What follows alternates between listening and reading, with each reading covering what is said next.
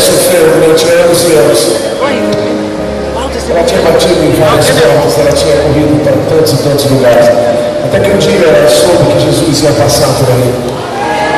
E ela disse o seguinte: olha, se eu apenas tocar as suas vestes, se eu apenas tocar as suas vestes.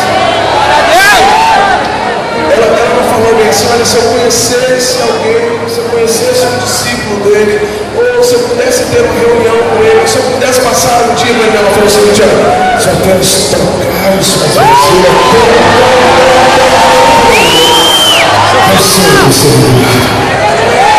sabe, essa história, ela é linda e ela é maravilhosa, é muito louco tudo isso. Mas sabe o que é mais maravilhoso? É que o mesmo Jesus que foi tocado por aquela mulher é o mesmo Jesus que está aqui agora. É o mesmo Jesus que está aqui agora. Ele não muda.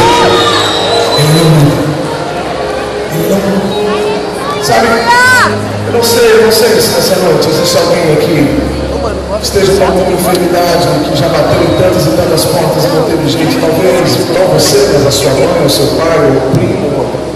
Talvez você esteja aqui nessa noite, mas alguém da sua família esteja no hospital, ou esteja passando por um problema de saúde. Talvez a sua dor não seja no corpo, mas seja na alma. Talvez você carregue no seu peito uma ferida, sabe, que sempre dói e não para de doer.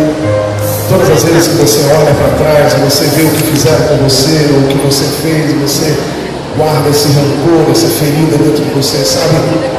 Aquela mulher disse: se eu tocar as suas vestes, você me curará. Sabe, Jesus está aqui essa noite. Jesus está aqui essa noite. Eu queria que a gente fechasse os nossos olhos assim.